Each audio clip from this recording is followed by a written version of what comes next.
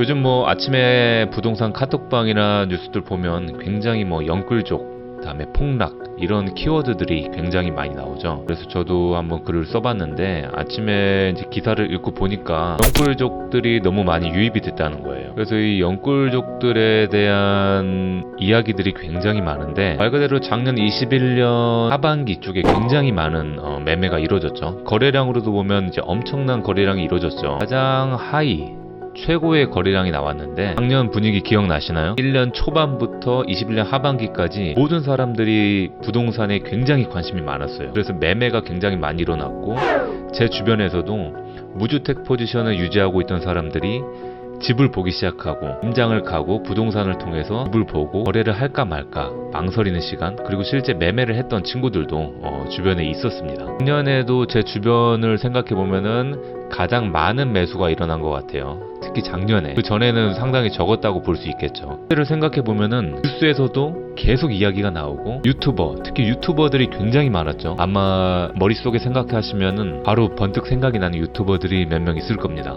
지금 그분들은 종적을 감추기도 했고 일부는 철판 깔고 그냥 올리기도 하죠. 얄밉기도 한데 어쨌든 시간이 지나고 보니까 항상 그 사이클이나 파동에서 방향을 맞췄던 사람들은 이번에 이제 굉장히 핫한 분들이 됐고 그렇지 못한 분들은 또 도태가 됐죠. 그러면서 이제 많은 분들이 나타나고 들어가고 나타나고 들어가고 이런 패턴이 굉장히 많이 일어날 것 같습니다. 작년에는 굉장히 저금리였죠. 근데 지금은 5%, 6%.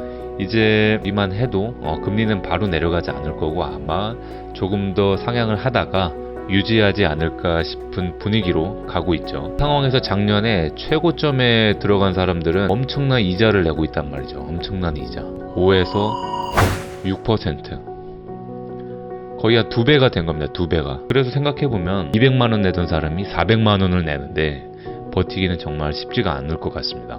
그래서 지금은 부동산 가격이 그대로 폭락을 했는데 몇천만 원도 아니고 억 단위로 폭락을 하죠. 억 단위. 그래서 지금 작년에 매수를 하신 분들은 이자도 지금 2배를 내고 원금과 이자 그리고 올라간 이자율만큼 거의 2배 가까이를 내버리니까 200만 원 낸 사람이 400만 원이 나가니까 예를 들면 버티기가 굉장히 힘들죠. 진짜 힘든 겁니다.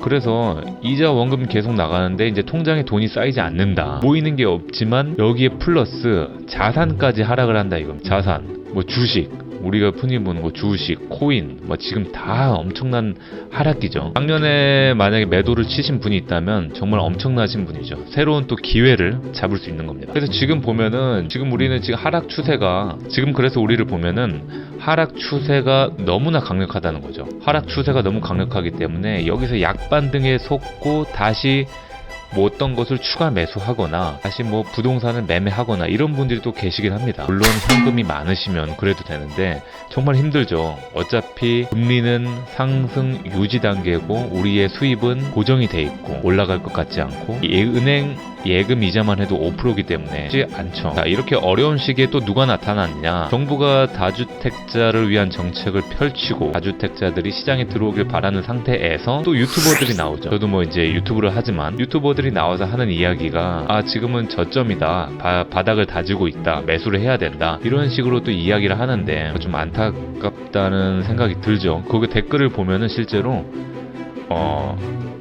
선동을 하는 댓글이 있고 거기를 따르는 댓글이 있고 거기에 대한 반박글 레드팀이 들어가 있는 경우에도 모든 사람들이 그 사람을 또 다시 욕해버리니까 굉장한 팬층이 두껍다고도 볼 수 있죠. 자, 그래서 오늘 뭐 써놓은 글을 보면 작년에 이제 9억 이하 이야기를 좀 많이 해볼 건데 이 9억 이하에서 굉장한 매수세가 많이 일어났습니다. 그때 당시의 뉴스가 9억 이하 아파트에는 당시 9억이라는 선을 정해놓고 대출 규제를 통해서 많은 펌프질을 하기 시작합니다.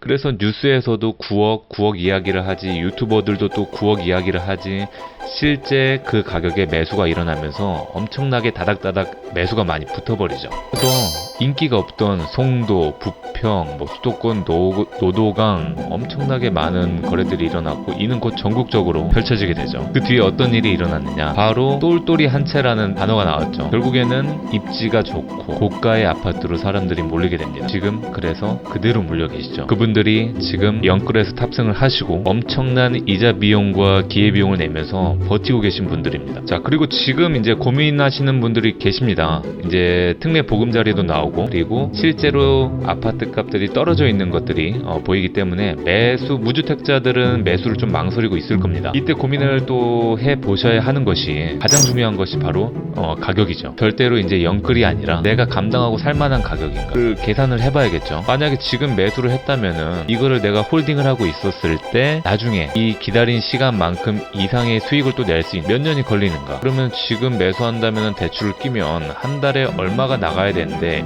현재 은행 이자 5%보다 그게 유리한가, 1년 동안 5% 이상의 수익을 가져갈 수 있는가 라는 것이 또 중요하다고 볼 수 있겠죠. 그런데 지금 사람들이 또 착각을 하는 것이, 아파트는 무조건 불패다, 저점이니까 사자, 그 전제는 오르겠지, 이제 정고를 분명히 넘는다 생각을 하는 겁니다. 근데 지금 매수를 해서 만약에 그 기간이 5년이 걸리고 하락기가 더 강하다, 최악의 경우에는 물리는 거죠. 물렸는데 5억 대출에 주담대 6%에 5년 동안 이자는 과연 얼마일까요? 차라리 지금 가장 최고의 포지션은 전세와 월세를 살면서 현재 금액들을, 나머지 가지고 있는 현금들을 저축을 하고, 저축이 아니죠, 예금을 하고 이자를 받자. 이자를 받아서 총을 한 방 쏠 때를 노리는 거죠. 군촌주공을 한번 보자면 엄청나게 이제 입주 물량이 겹쳐 있습니다. 지금은 이제 펌프질을 하기 시작합니다. 근데 이제 23년에서 25년으로 조회를 해본 결과 약 입주만 해도 12,000세대, 다른 것들은 200, 800,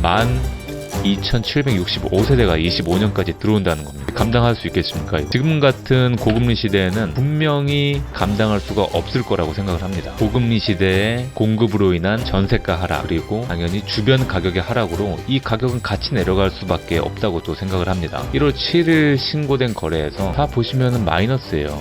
엄청나. 지금 파동 자체가 이렇게 올라갔다가 이렇게 지금 꽂고 있다는 중이에요. 잠깐 정부 정책으로 반등할 때 이때 올라가겠지 하고 여기서 매수를 한다, 그러면 다시 이렇게 되는 거예요. 아니, 그러면 언제까지 기다려야 되느냐. 전세가를 보시면 되죠. 항상 전세가율 많이 들어보셨잖아요. 이 전세가와 이 매매가의 이 갭 자체가 거품이라는 거예요. 거품. 이때 작년에 돈이 많이 풀리고 저금리에다 뉴스가 펌프질을 하기 시작하니까 이때 갑자기 갭들이 벌어지면서 이만큼 차이 났던 게 항상 시간이 지나면은 꺼진다, 항상 올라가는 것은 없다. 그래서 이제 아래쪽을 보시면 21년부터 엄청나게 거래가 이루어진 것들이 앞자리들이 다 바뀌었죠. 지금은 5억 2,500까지 15층도 괜찮은데, 더 충격적인 거는 이런 그래프도 있는데, 아니 이렇게 올라갔다가 이렇게 내려간 그래프죠. 이때까지만 해도 더 아래는 이제 더 높은 가격이었고, 지금은 22년에도 매매가 있었지만 상당히 점점점 갈수록 매매가 적어졌다. 그런 뒤에는 이렇게 계단식 하락을 통해서 결국에는 떨어진다. 자, 이렇게 아침에는 이렇게 블로그를 통해서 쓴 글들을 한번 이렇게 읽어보는 시간을 가지고, 그 다음에 유튜브도 업로드하면서 제 스스로도 공부를 하면서 좀 좋은 정보를 드릴 수 있게,